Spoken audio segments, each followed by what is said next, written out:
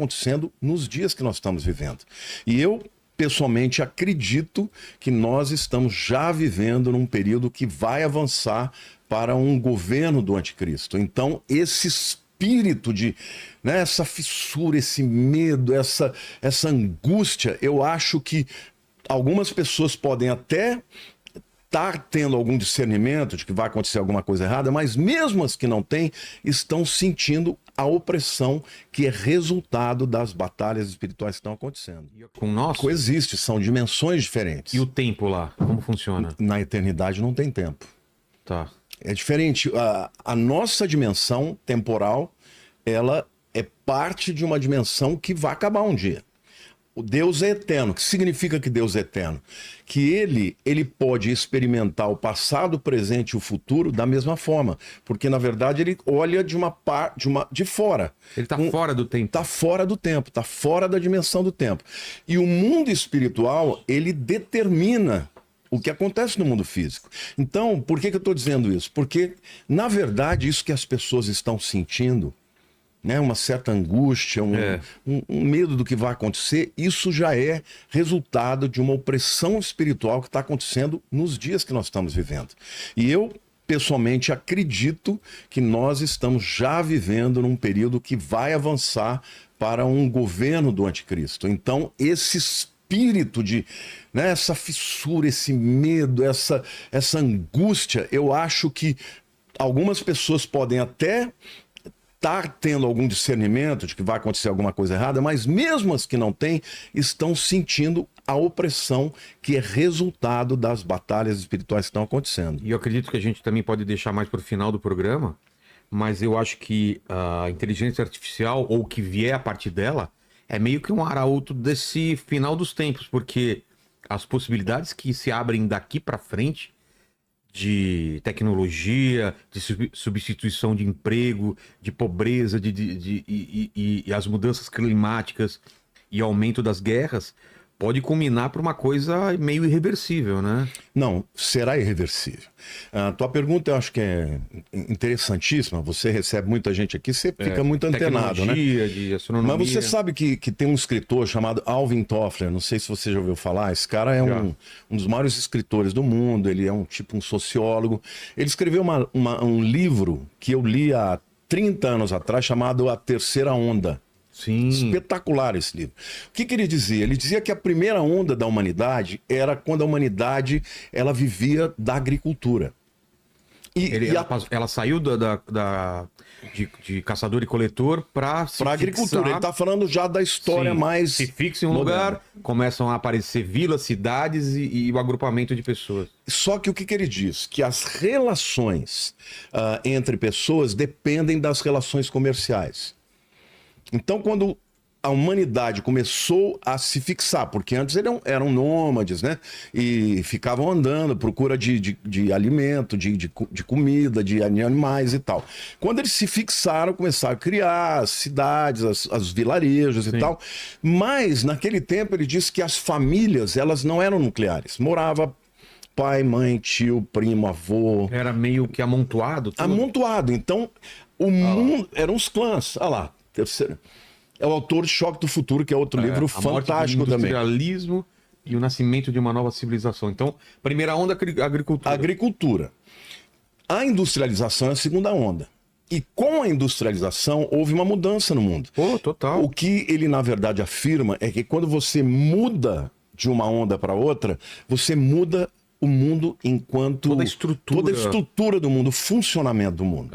E nós estamos vivendo numa guinada também, numa virada. Eu vou falar um pouquinho mais para frente sobre isso. Já está na terceira onda ou ela vai vir? Não, nós já estamos indo para a quarta onda. Qual é a terceira onda? A segunda onda é a da industrialização. Sim. O que aconteceu com a industrialização? As pessoas saíram dos campos e foram para as cidades. E o que determinou isso? Determinou que você não tem, por exemplo, na cidade, lugar para pôr toda a família.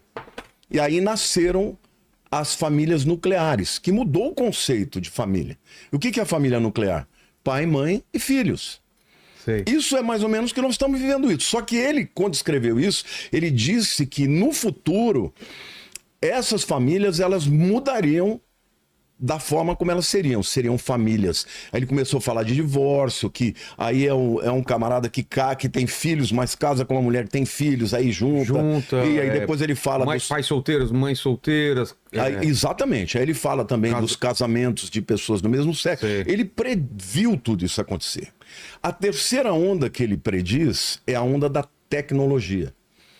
Então é a onda que viu nascer o quê? Da internet. O computador, a internet, que também mudou a nossa. Totalmente. E a gente pegou isso. Você é mais jovem que eu, mas, poxa vida, eu vi o nascimento do celular. Eu tive o primeiro computadorzinho que eu ficava lá dando, tentando programar para dar aqueles comandos e tal. Eu me lembro que a primeira vez que me falaram de internet, eu falava, como assim? Tipo, o fax já era estranho antes. Já era né? estranho. Passa uma imagem aqui, ela sai em outro lugar. E a internet... Mas o telefone, eu falava, telefone sem fio? Como assim? Como é que vai transmitir? É muito quando falaram de internet, quer dizer, a tecnologia também mudou a vida das pessoas. Claro. Não é? Agora, é importante, quando você olha para a Bíblia, a gente saber discernir isso. Eu acho interessante porque lá em 1 Crônicas, capítulo 12, versículo 32, Davi, quando ele passou a governar em Hebrom, porque primeiro ele governou 7 anos em Hebrom, que é no sul, em Judá, na região do sul de Israel, e depois ele unificou as tribos. Ele, quando ele foi formar o seu exército e o seu gabinete de governo, olha o que a Bíblia diz.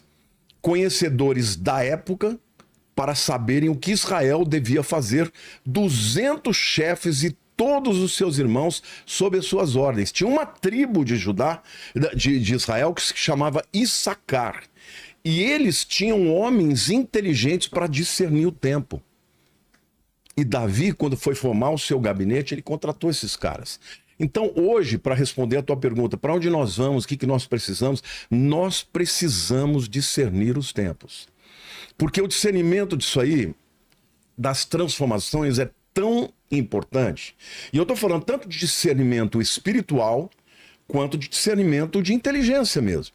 Por exemplo, você já ouviu falar do Holocausto Armênio? Sim. O Holocausto Armênio começou Vamos fazer até um programa especial sobre isso. Começou em 1915 e foi até 1923, quando a Ataturk veio e fez... o Império Otomano caiu e aí ele fez uma revolução democrática, uma revolução educacional. A Turquia passou a ser uma nação, né, de primeiro mundo, ocidental e tal. Só que durante esses 8 anos, os números mais, vamos dizer assim, econômicos, dizem que morreram 800 mil armênios. E os números maiores, 1.800.000.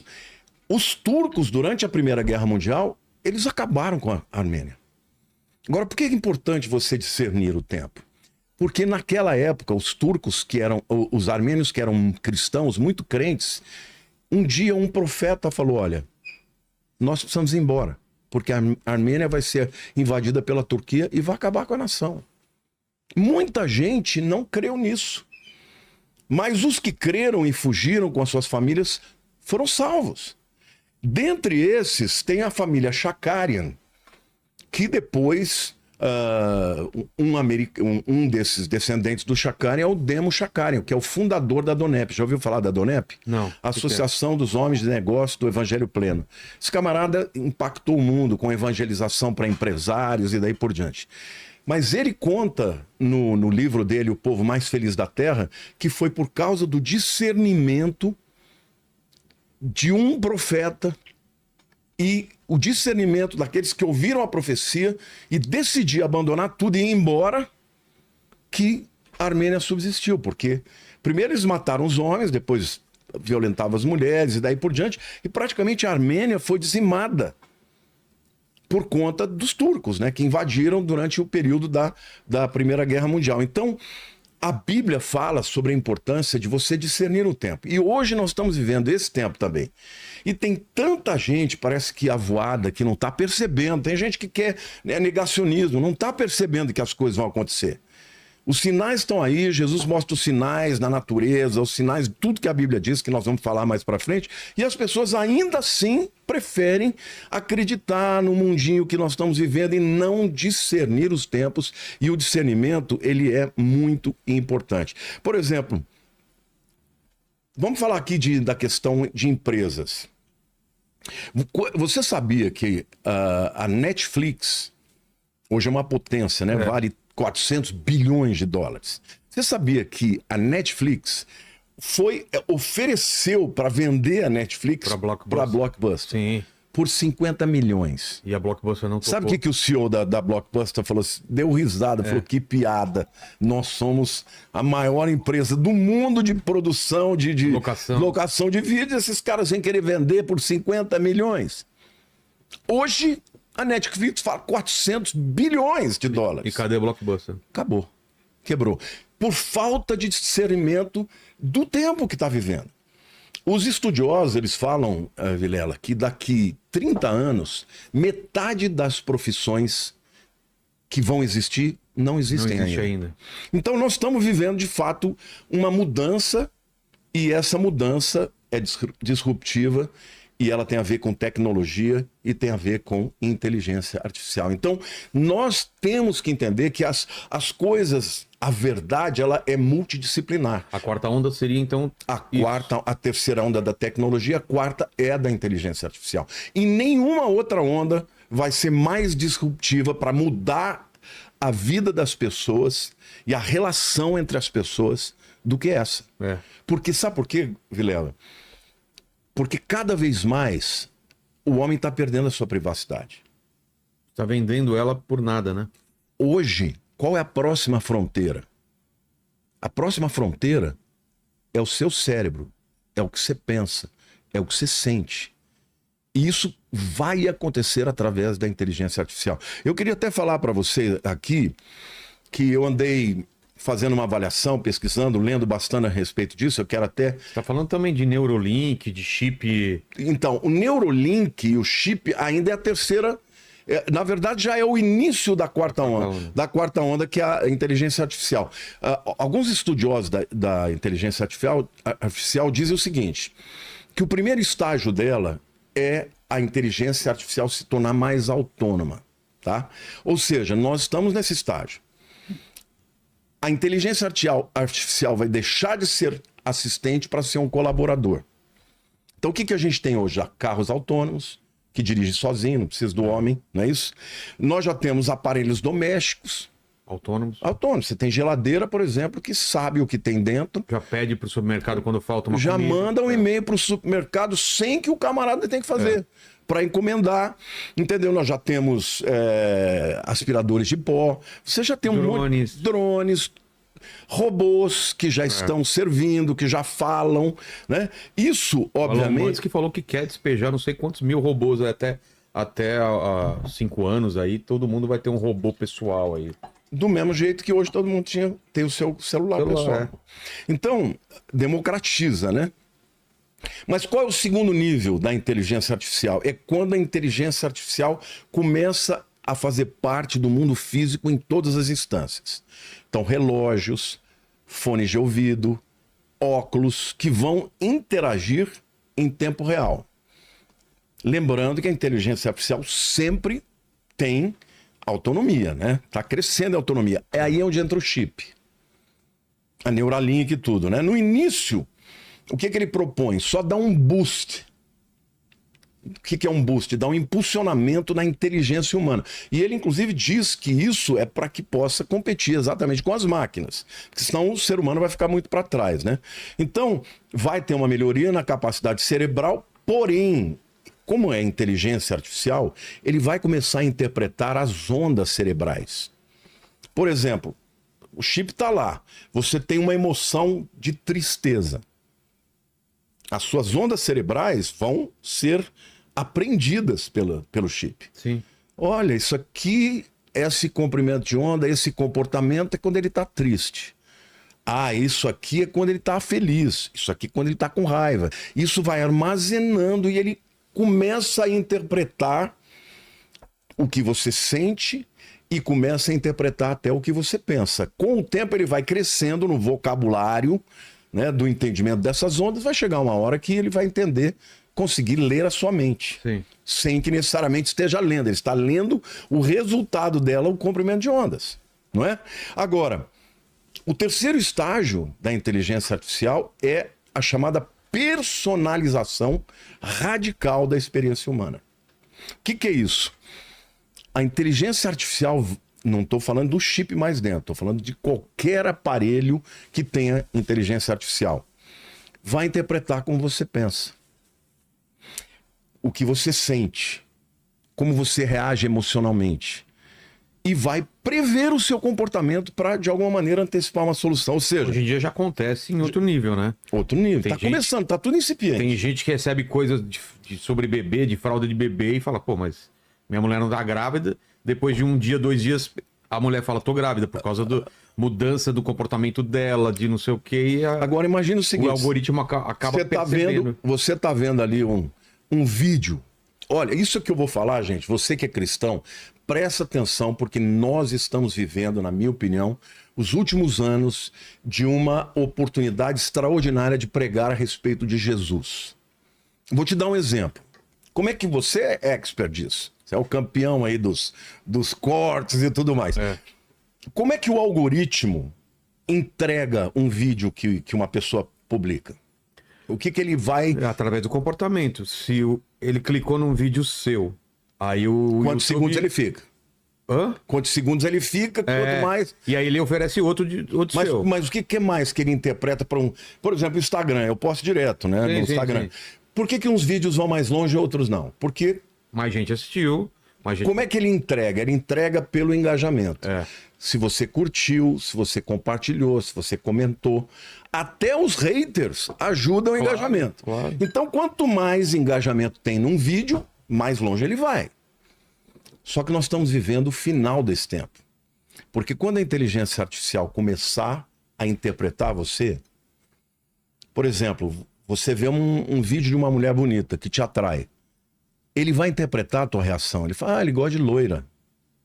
Ele não gosta de moça de cabelo curto. Entendi.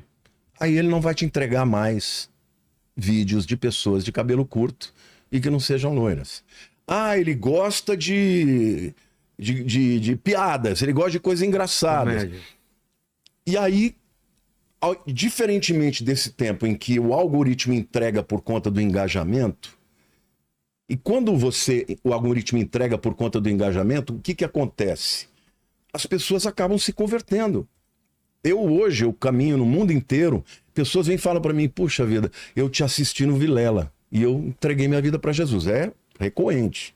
É recorrente. Você vai ter bom. eu vou ter uma coroazinha lá, você vai ter uma pedrinha para amém. você também. Amém. Porque você abriu a porta. Só que quando isso acontecer, ele não vai mais entregar os vídeos por conta do engajamento. Ele vai entregar por conta do que ele interpretou, das suas reações, dos seus sentimentos. Ou pelo que estão pagando para ele entregar também, né? Mas o que acontece no que diz respeito a uma pregação do evangelho? Ah, sim. Ele não vai, a pregação do evangelho não vai mais para ninguém que não queira. Porque tem muita gente que fala, não gosto de coisa de crente, não quero saber. Mas um dia houve uma entrevista minha com você e fala, pô, mas esse pastor está falando uma coisa interessante, passa a seguir. Quando a inteligência artificial estiver interpretando tudo que a pessoa sente, tudo que ela... as reações dela, eles só vão entregar aquilo que for do interesse do indivíduo. Você entendeu? Vai cada vez mais ficar nichado. É igual, por exemplo, você sabe que a Lília, a minha esposa, ela tem uma atitude assim, ela fala, ó, me irrita esse negócio de ficar só mandando o que eu gosto. Então, politicamente, ela ouve tudo. Ela falou, eu ouço o lado que eu não concordo porque eu quero receber. Mas tem que ser mesmo. Se eu não ouvir, sabe o que vai acontecer? Eles só vão me mandar e eu vou ficar dentro de uma bolha. E tudo tá virando assim. Por exemplo, a minha filha, ela tira a maior sarro da gente porque a gente gosta muito dos doramas, né? Sim. Eu e a Lília, a gente assiste um dorama atrás do outro, porque é uma coisa mais tranquila, não tem muita sacanagem. E aí o que acontece? A gente vai para os Estados Unidos, a conta que tá lá do Netflix é dela. Ela fala, pai, você poluiu o meu... Começa a oferecer só Meu dorama. notebook é só dorama. Pelo amor de Deus, abre uma conta aí para você, né? Então, no futuro vai ser assim. Eles vão interpretar... Não, dizem que vai ter um filme feito especialmente para você. Ele vai pegar o filme, vai sair o novo filme do Tom Cruise. O filme que você vai assistir não é o mesmo O que eu. final do filme não é o Não, mesmo. o final, os atores, ou sei lá, o enredo, é todo feito pro meu gosto e pro seu é diferente. E o que acontece com isso? Você prende a pessoa no nicho e impede ela de ver o todo. Pensar diferente. De pensar diferente. E isso é muito nocivo, porque é muito fácil de você, a partir